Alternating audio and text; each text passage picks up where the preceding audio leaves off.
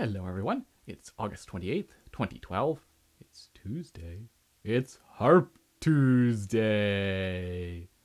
In this episode, I thought I would talk about the metronome and various ways of using it. Of course, whenever you get into a discussion with a bunch of people about the metronome, you'll run the gamut of people who will tell you never use the metronome to people who will tell you always use the metronome. And is often the case. I think the truth lies somewhere in the middle.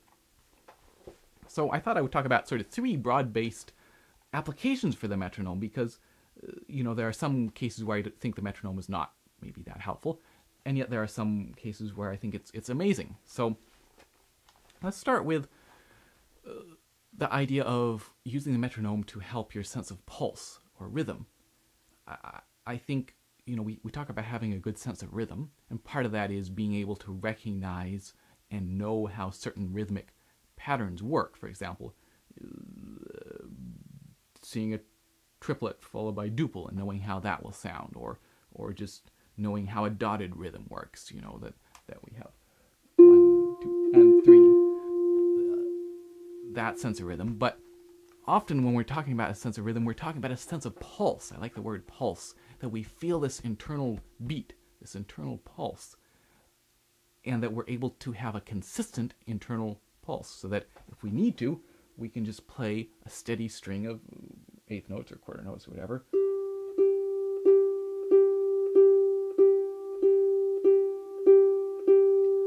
And yet at the same time, we can also stretch and generally stretch and then come back to a steady pulse. In classical music, there's a lot of, there can be a lot of rubato and a lot of just very minute, but just stretching the pulse a little bit. And so having that internal sense of pulse is really essential. And being able to keep that consistent and know exactly that it's doing what you want it to do. In other words, I think when we first start playing, it's hard for us to hear what we're doing. We're so caught up in all the actions required to make sound and all the things we have to think about. It's really hard to hear it as if we were out there listening to ourselves. And slowly you develop that ability to listen to yourself, partly because you become more familiar with the instrument and it becomes easier, more of it becomes automatic. And also as you develop your ear and that ability to actually hear not what you think you're playing, but what you're actually playing. And that helps. So the more we can hear what we're doing, the more we can recognize, oh, wait a minute, I'm really speeding up there, or I'm really slowing down, or my pulse is getting quite inconsistent here. And of course, in this day and age, it's also easy to record yourself and listen to that, listen back and check that as well. So that sense of pulse is so important. And can the metronome help? Well, yes and no, I would say. I think I certainly would never recommend playing with the metronome for every piece that you play. I think that not only can that be unmusical, some pieces are, certainly we want that driving metronomic precision, but some pieces we want to be able to stretch it and play with a pulse a little bit. But also I think that what can happen is that you can just, you rely so much on the metronome, you have that constant pulse just beating away, that when you remove it, because of course in a performance you're not going to have that metronome clicking away, when you remove it, you may feel lost, and I'm not sure that it's going to do anything to build up that internal pulse. But that doesn't mean that you should never use the metronome in terms of trying to build up that pulse. And where I think the metronome is most useful in this aspect is to give you that feeling of being able to play along with a beat, playing along with the steady beat. So that, especially when you first start out, the idea of having this metronome clicking away and trying to play something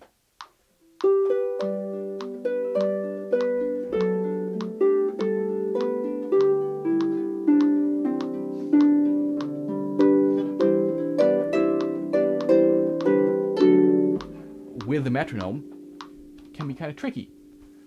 And in a sense, this pulse that I talk about is like an internal metronome, right? So the metronome can give us that sense of what it's like to play with a pulse. I would certainly say when you're first starting a piece, I would avoid the metronome, because when you first start a piece, you're trying to just get the sort of a rough picture of the piece, the bare bones, what the fingers are doing, the fingering, how the piece sounds.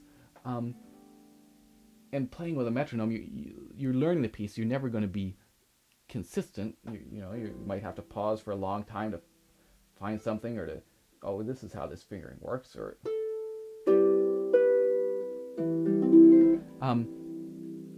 so you certainly, when you're first learning a piece, you can count, because with counting you can be flexible. You can go 1, 2, 3, and 4, because maybe you've got you've got a lot to think about on that 3 and 4. But if you're counting, you're hopefully aware of the fact that eventually it will go 1, 2, 3, and 4, even though right now it's going 1, 2, 3, and 4 as you find it out. So you can be flexible when you're counting, and still hopefully remind yourself of how the rhythm is supposed to go. But once you get it to a point where you're kind of comfortable with a piece, then you can try playing along with a metronome. And again, I think in terms of installing a sense of pulse, for newer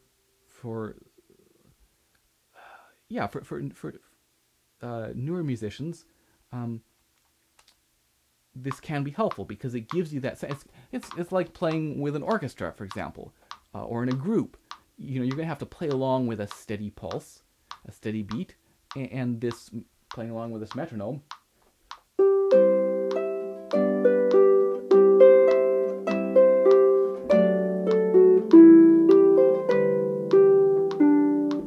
gives you that experience and can help build a pulse. So I guess what I would suggest is that if you feel like your sense of pulse, you want to improve that, one of the ways to do that is to do some playing with a metronome. And especially if you don't do much playing with a metronome, I would say, yes, take some pieces that are pretty rhythmic and try them with a metronome. But there are other ways to work on that sense of pulse as well. And I think I would do some metronome work, but I don't think that it's the be-all and end-all in terms of helping build that sense of pulse. So I guess what it boils down to is use it, but don't overdo it. And then the next thing that one can use a metronome for is to sort of double check yourself. And as I mentioned earlier, of course, you can record yourself now very easily and check, oh, in this piece that I play well, this piece I've got a good handle on it, and I play it well, but oh, wait a minute, I'm actually slowing down there, I'm speeding up. But you can also, your teacher might say that as well. But I think that the metronome is actually amazing at this, as long as the piece is something that's fairly rhythmic, that we can put the metronome on, then, or not rhythmic, but fairly consistent tempo. Then by putting the metronome on and playing along with it, you get that physical sensation of, maybe you're playing along with it.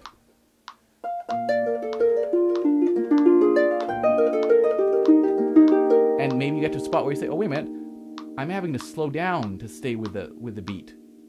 Huh, I must have been playing that section too fast. And you can feel that, you get that physical feeling, which I think is the best way to hear and learn that and to change that, rather than just that hearing and saying, oh, yes, I was playing that too fast. To actually feel that you were playing it too fast is, I think, a perfect way of checking that and learning that. And again, on the same vein, you might get to a section and say, whoa, I really have to speed up to get through this with a metronome. Obviously, I was playing it too slow. And again, that physical feedback of how the fingers feel is, I think, a really great use of the metronome. So that again, while you're not necessarily playing every time with a metronome, it's definitely worthwhile. And even a piece that you've played many times before, I've had this, maybe I take a piece that I've performed many times and haven't played it for a while, I bring it up, I get it in good shape. It's always worthwhile to put the whole piece or sections of it, if it's not necessarily, some of it might be pretty free, but sections of it with a metronome, just to double check that I still, everything is, that my sense of how the rhythm is supposed to go is still correct. And my sense of the pulse is still correct. So, and then the other thing you can use them to check for is rhythmic patterns, rhythmic sections, in that maybe you're playing a triplet followed by a duple or something, and wanting to check that that is actually how you're playing it is actually works out. So maybe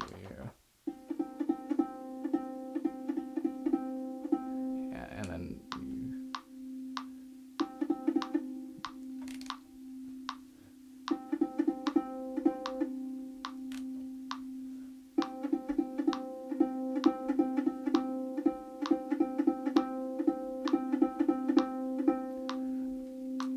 maybe it's as simple as a dotted rhythm. Just maybe you might put it on the amp.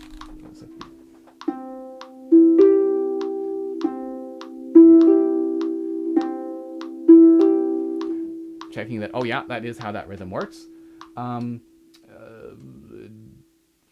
Debussy Dances, for example, has some crazy 3-against-5 section towards I think it's the third to last page, and you learn that up, and that whole section's got some interesting rhythms, and then put it on the metronome to check to make sure that everything's working the way you think it is. And anytime you get a rhythmic section where you're not sure exactly how it's, you go, wait a minute, how's it supposed to go? What's the rhythm like here? You can always try to figure it out and think, oh yeah, I think this is how it's supposed to go, and then check with the metronome. So that's another great use for the metronome. And this particular little metronome has this light on the top that blinks, blink, blink, blink, along with the beat. And it also lets you just blink the light, and that can be another way to just double check yourself on rhythm. It can be kind of fun. I wouldn't say you do it. It's not perhaps that you're not going to do it that often, but it's just kind of a fun thing. I'll show you that. So that, and here I think we can both see this. So you can play along with that beat.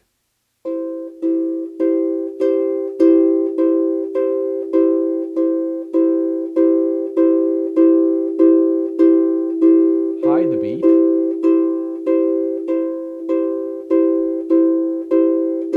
And then look back at it.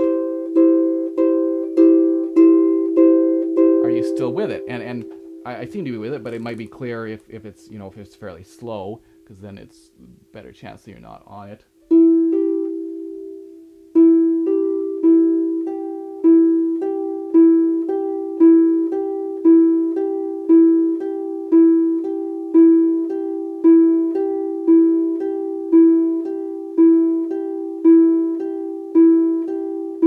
So I'd sped up a little bit there.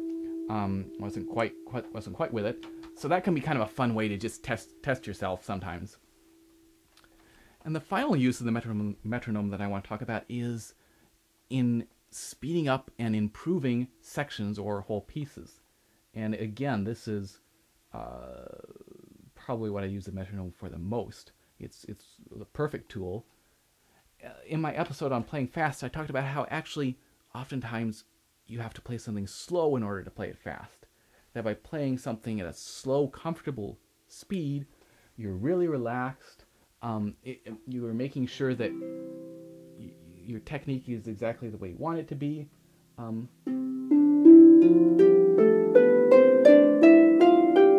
You're getting good sound when you're crossing under. And the most important thing is you're relaxed, because that makes it easiest. And so then you can when you find that really easy, relaxed tempo, bringing it up just a little bit, well, that's easy, right?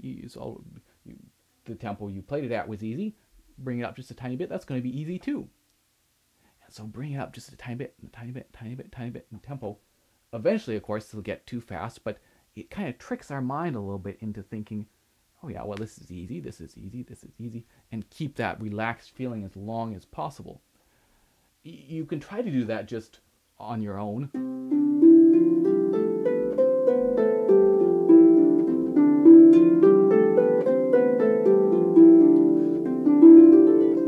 But it can be hard to do that really gradually. And also then we're thinking faster, faster, faster, and it's more likely that we're going to get tense.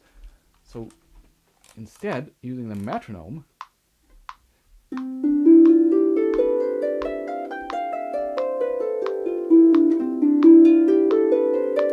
turning it up a click,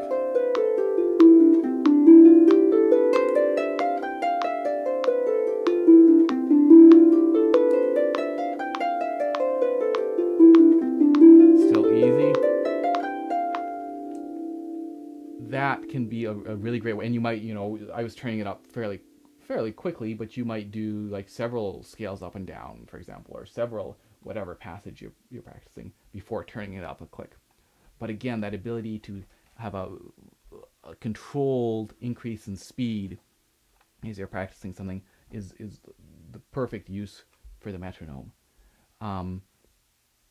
You can even, like if you're doing something like scales, you're doing it maybe day after day and just keep turning it up, trying to get faster and faster and faster. And you might, if it's just the right hand, the left hand is holding it, you might hide it so that you don't have that, you don't even have that sense of, oh yeah, it's getting up to whatever it is that I have a hard time playing.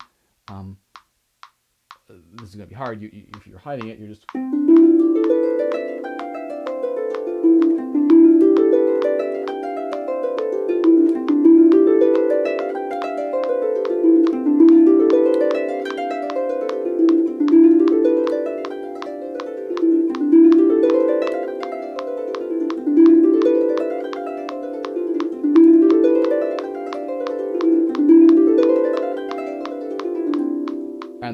And then you can look down and say, oh, hey, well, 176 or whatever. But again, that fooling, that trying to remove all sense of, oh yeah, this is getting fast. Or, oh yeah, this is, when it gets up to, I don't know, 112 or 144 or 160, whatever, I start to have problems. If you remove that, that can be another way to fool yourself a little bit. And I know there are applications, metronome applications for smartphones, computers, and iPad or whatever. Haven't tried any of them, but I bet that you could find one that you could set it to gradually increase, because one of the problems with this is that your left hand has to crank it up, and it can be fine if you're playing a whole section with a metronome and then cranking it up, but for something like scales or a short passage, it's nice to be able to not have to stop and use the left hand to change it. So I came across an article about metronome apps. I'll post a link, but that might be something to investigate as well.